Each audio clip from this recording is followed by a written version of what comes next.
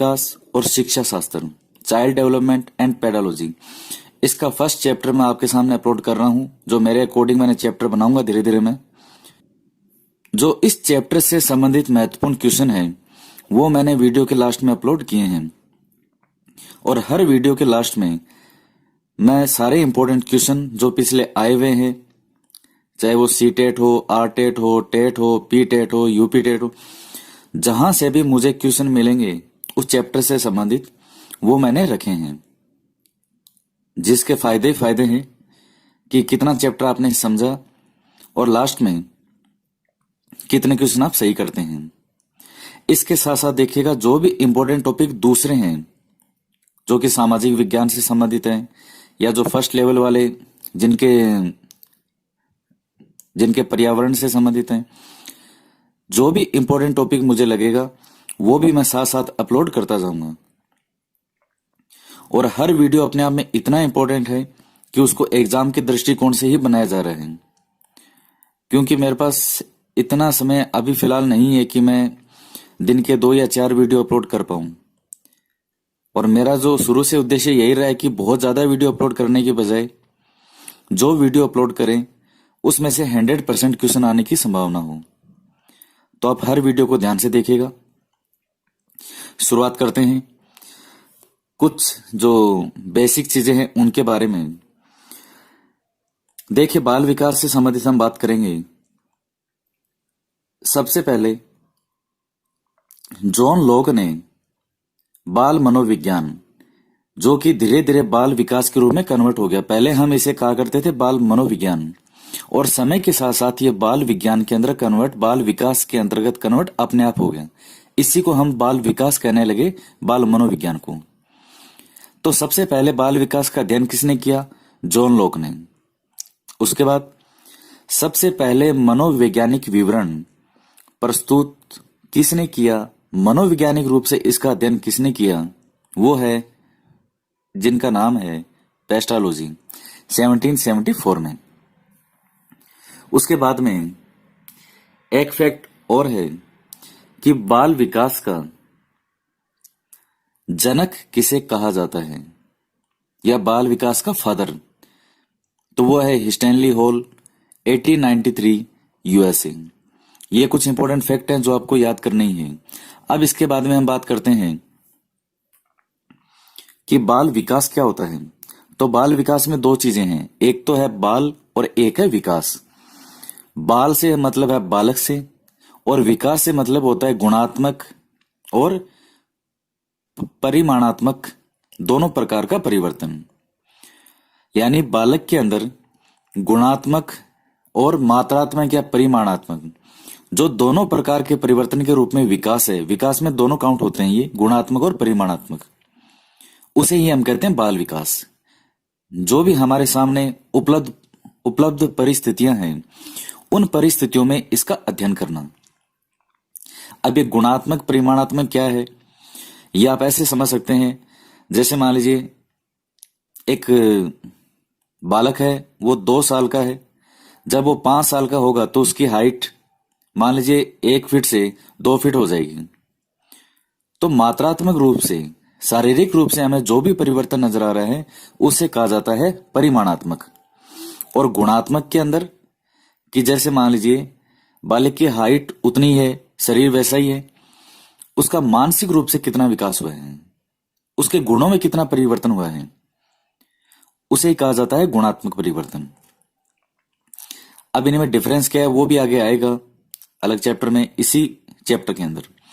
अब देखिएगा, बाल विकास में गर्भावस्था से लेकर के किशोरा अवस्था तक होने वाले परिमाणात्मक व गुणात्मक परिवर्तनों के स्वरूप तथा इनके फल स्वरूप व्यवहार और व्यक्तित्व में आने वाले परिवर्तनों का उस व्यक्ति विशेष की परिस्थितियों के संदर्भ में अध्ययन करना, यही है बाल विकास। कितनी अच्छी डेफिनेशन है। सारा सार इस एक डेफिनेशन के अंदर है कि क्या होता है बाल विकास। गर्भावस्था से लेकर के जब एक बालक अपनी मां के गर्भ में है, उससे लेकर के किशोरा अवस्था तक होने वाले परिमाणात्मक जो भी मात्रात्मक होंगे उसमें शारीरिक रूप से, जब वो 5 साल का है, जब वो 10 साल का है, जब वो 20 साल का है, वह गुणात्मक परिवर्तन मानसिक रूप से उसमें कितना परिवर्तन हुआ है, उसके गुण है क्या, उनमें कोई परिवर्तन हुआ है, या आज भी वो वैसा ही है जैसा वो 10 साल पहले था, तथा इनके फलस्वरूप इनके व्यवहार और व्यक्तित्व में आने वाले परिवर्तनों का वो व्यक्ति किन परिस्थितियों के अंदर है, उन परिस्थितियों में अध्ययन करना, यही हमारे बाल विकास का उद्देश्य है, यही बाल विकास की एक डेफिनेशन है, और यही हम बाल विकास के अंतर्गत अध्ययन करते हैं। अब इसके बाद में हम बात करते हैं कि कुछ जो साइकोलॉजिस्ट हैं उनके द्वारा इसकी डेफिनेशन दी गई है। उसमें सबसे पहले हैं सबसे फेमस क्रो एंड क्रो। ये क्या कहते हैं कि बाल मनोविज्ञान वह वैज्ञानिक अध्ययन है जो व्यक्ति के विकास का अध्ययन गर्भ काल के प्रारंभ से किशोरा अवस्था की प्रारंभिक अवस्था तक करता है। यानी गर्भ काल के प्रारंभ से किशोरा अवस्था की प्रारंभिक अवस्था तक करता है, वही है बाल मनोविज्ञान। उसके बाद बर्क ने एक डेफिनेशन और दी है कि बाल विकास मनोविज्ञान की एक शाखा है साइकोलॉजी की, चाइल्ड डेवलपमेंट, जिसमें व्यक्ति की जन्म पूर्व अवस्था से परिपक्व अवस्था तक होने वाले सभी परिवर्तनों का अध्ययन किया जाता है। बात वही है जो क्रो एंड क्रो ने कही है, बस उसको कहने का जो अंदाज है वो अलग है। अब उसके बाद में हम बात करते हैं बाल विकास की प्रकृति। इंपॉर्टेंट क्वेश्चन है, इसकी प्रकृति कैसी है? वैज्ञानिक है, ये आपको याद रखना। अब वैज्ञानिक कैसे है, आप सबसे पहले आपको यह पता होना चाहिए कि विज्ञान के अंदर हम किस चीज का अध्ययन करते हैं। किसी भी चीज को हम कहते हैं कि वैज्ञानिक है, तो कैसे कह सकते हैं? जब उस विषय का एक सीक्वेंस के माध्यम से, कंटिन्यू एक सिस्टम के माध्यम से जब हम उसका अध्ययन करते हैं और कोई निष्कर्ष निकालते हैं, तो वो वैज्ञानिक प्रवृत्ति होती है। तो अब बाल विकास के अंदर भी हम स्टेप बाय स्टेप इसका अध्ययन करेंगे पूरे सिस्टम से, इसकी शैशवावस्था, बाल्यावस्था, किशोरावस्था, जो एक के बाद एक अवस्थाएं आएगी, और उसमें जो भी हर अवस्था के साथ में परिवर्तन होंगे उनका अध्ययन करेंगे। पूरी तरह से साइंटिफिक अध्ययन है, इसीलिए इसकी प्रवृत्ति है वैज्ञानिक। इसके बाद में हम बात करते हैं वृद्धि और विकास की संकल्पना, ग्रोथ एंड डेवलपमेंट। यह टॉपिक का नाम है। बाल विकास के अंदर जो रीट के सिलेबस में सबसे पहला टॉपिक है, उस टॉपिक का नाम है वृद्धि और विकास की संकल्पना। अब देखिए, अभिवृद्धि और विकास, इनमें क्या डिफरेंस है? देखिए, बहुत ही मूल रूप से एक बेसिक सा डिफरेंस है। कोई वृक्ष है, वृक्ष आपके सामने देखते ही देखते बड़ा हो गया है। कभी आपने उसको लगाया था तो बिल्कुल नन्हा सा था पौधा, और आज एक विशाल वृक्ष बन चुका है। वो तो होती है वृद्धि, जिसमें चेंज होता हुआ हमें दिखाई देता है प्रत्यक्ष रूप से। जबकि विकास के अंदर ये विकास होता है आंतरिक रूप से, अंदरूनी। जैसे कोई बालक है, अगर वो 2 फीट का या 3 फीट का हो रहा है, पहले अगर वो पतला है अब मोटा हो रहा है, तो उसे हम कहेंगे वृद्धि, कि इसमें वृद्धि हो गई। लेकिन विकास के अंदर उस बालक का जो मेंटल लेवल है, उसका मानसिक जो भी स्तर है, उसमें कितना सुधार हुआ है, उसमें कितना डेवलपमेंट हुआ है।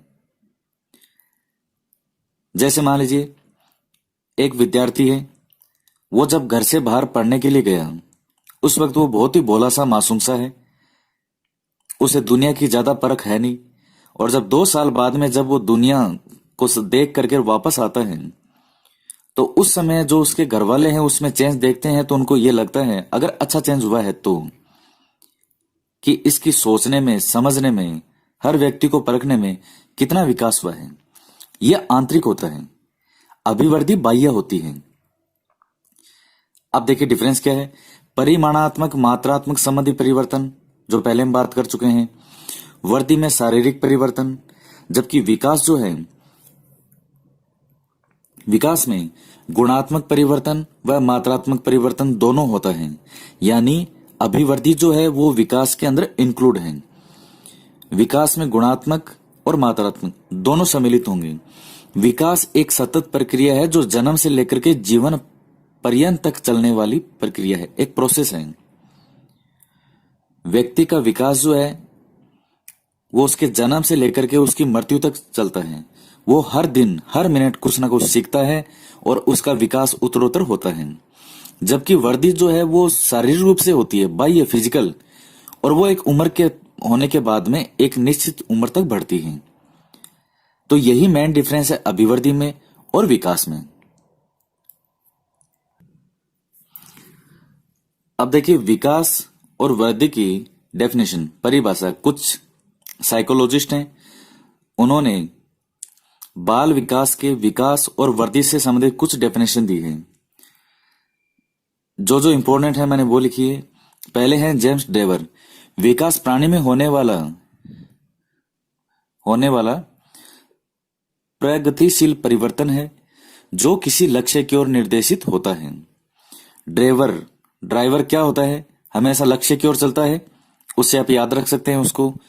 उसके बाद में हरलोक, शारीरिक अंगों की लंबाई, भार में वृद्धि, चौड़ाई में वृद्धि, मस्तिष्क के आकार व संरचना में वृद्धि। ये बाह्य वृद्धि की बात कर रहा है। उसके बाद में गेसल क्या कहते हैं, विकास एक प्रकार का परिवर्तन है जिसके द्वारा बालक में नवीन विशेषताएं, नवीन गुणों और क्षमताओं का विकास होता है। हरलोक की परिभाषा है वो संबंधित है वृद्धि से, गेसल की परिभाषा है वो संबंधित है विकास से, जेम्स ड्रेवर इनकी परिभाषा है विकास से, डेवलपमेंट। तो बेसिक से डिफरेंस है।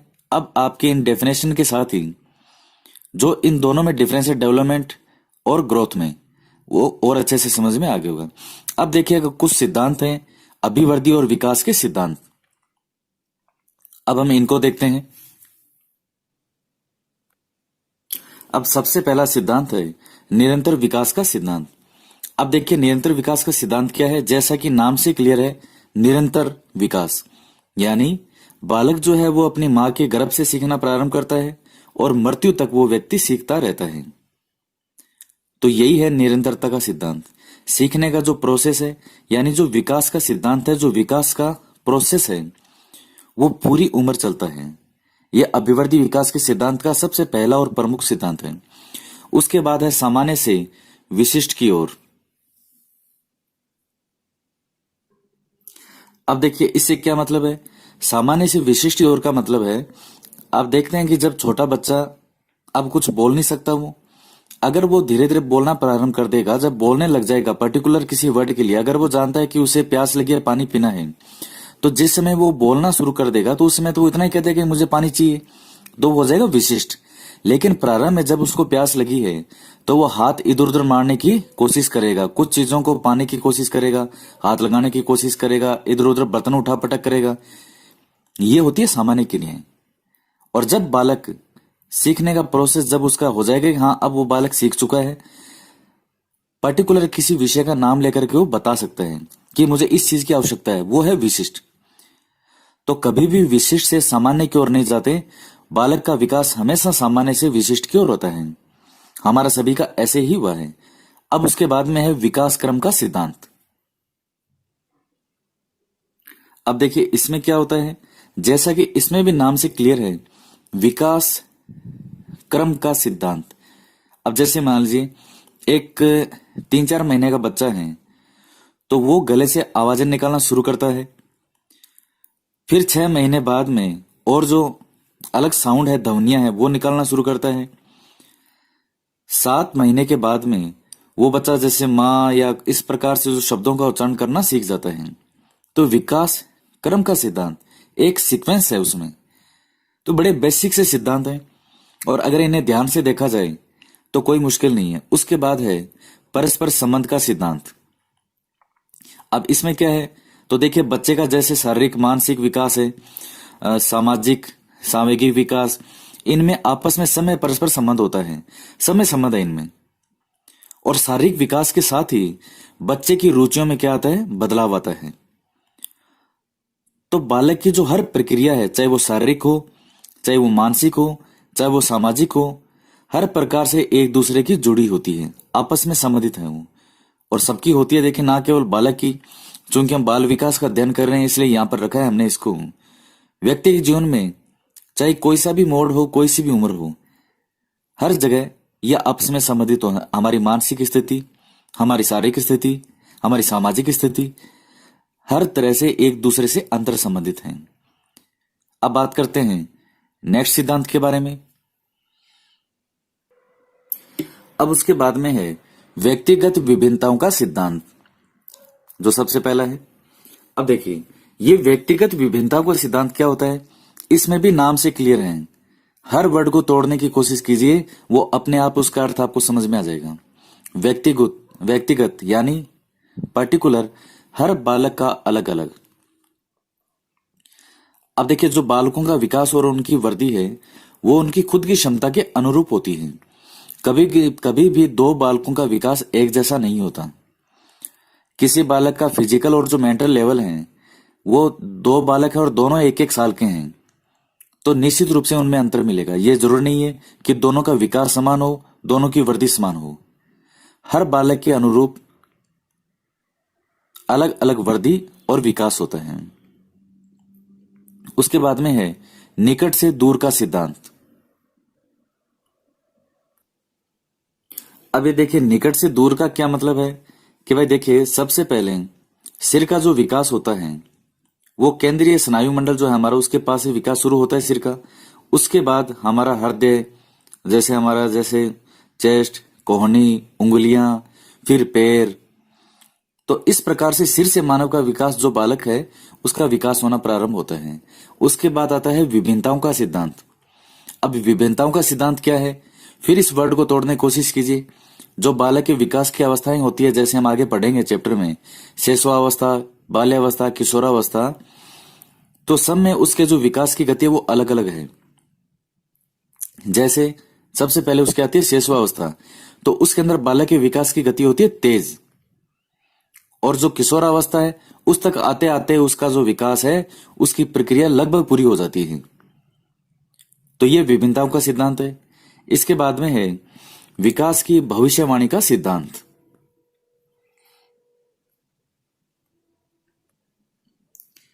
अब ये देखिएगा, विकास की भविष्यवाणी सिद्धांत, अब क्या मतलब है इसका, तो देखिएगा, एक बालक है, उसके अगर हाथ का एक्सरे लिया जाए तो उसके एक्सरे को देख करके हम ये बता सकते हैं कि भविष्य में इस बालक का विकास कैसे होगा। जैसे मान लीजिए, कई बार बच्चों को कुछ प्रॉब्लम होती है, उनके पाँव में दिक्कत है या हाथ में दिक्कत है, तो डॉक्टर एक्सरे के माध्यम से बता देता है कि इस बच्चे के बड़े होने के बाद में इसके हाथ या पाँव में प्रॉब्लम आएगी, या इसको दौड़ने में, चलने में दिक्कत आएगी।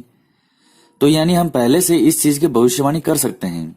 हमारे पास संसाधन है, टेक्नोलॉजी है। निश्चित दिशा का सिद्धांत, इसका मतलब भी वही है जो कि निकट से दूर का सिद्धांत है।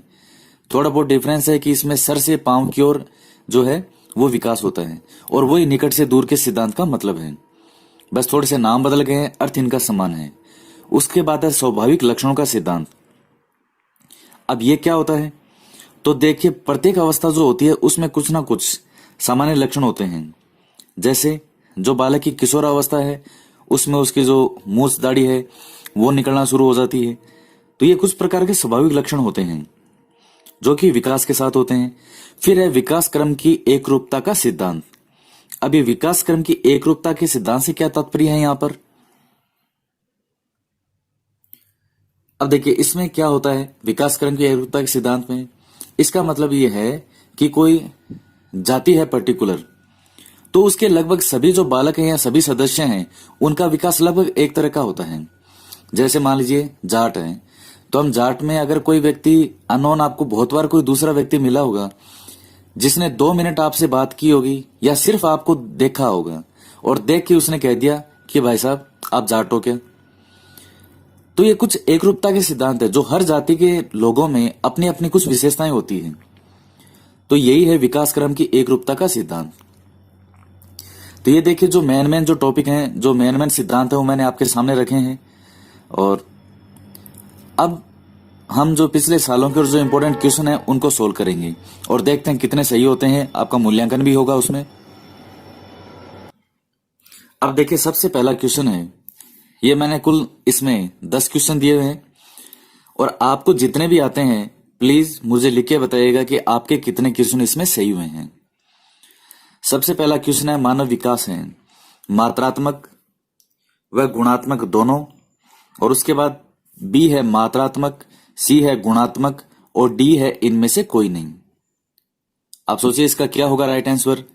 तो देखिए ये सीटेट में आया हुआ क्वेश्चन है, मानव विकास जो है वो मात्रात्मक और गुणात्मक दोनों होता है। नेक्स्ट क्वेश्चन, बाल अध्ययन का पिता है, आर्ट में आया हुआ क्वेश्चन है John Locke, Stanley hall, crow and crow और डार्विन। तो बाल अध्ययन का पिता या बाल अध्ययन का जनक या बाल विकास का जनक सब एक ही मतलब है। कौन है? Stanley Hall, B. Next question है, बाल विकास से तात्पर्य है चाइल्ड डेवलपमेंट से क्या मतलब है? व्यवहार में परिवर्तन, बालक के गुणों में परिवर्तन, बालक के गुणों व परिमाण दोनों में परिवर्तन और बालक का परिमाणात्मक विकास। बहुत अच्छा क्वेश्चन है और यह भी एग्जाम में पूछा जा चुका है। क्या होगा इसका? बालक के गुणों व परिमाण दोनों में परिवर्तन, यह है बाल विकास। इसका राइट आंसर होगा सी। नेक्स्ट क्वेश्चन है, बच्चे के विकास के शीर्षस्थ सिद्धांत के अनुसार सत्य है। यह पीटेट 2011 में आया हुआ है। अब क्या है इसमें?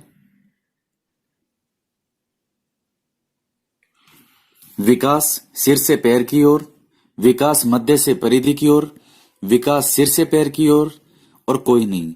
तो पहला है पैर से सिर, मध्य भाग से परिधि की ओर, सिर से पैर की ओर। अब आप बताइएगा पीटेट 2011 में ये क्वेश्चन आया हुआ है। इसका राइट आंसर होगा विकास हमेशा सिर से पैर की ओर होता है, कभी भी पैर से सिर की ओर नहीं होगा।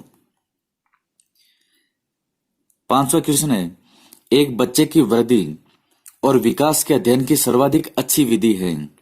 पीटेट 2011 में तुलनात्मक विधि, विकासीय विधि, मनोविश्लेषणात्मक विधि और सांख्यिकी विधि।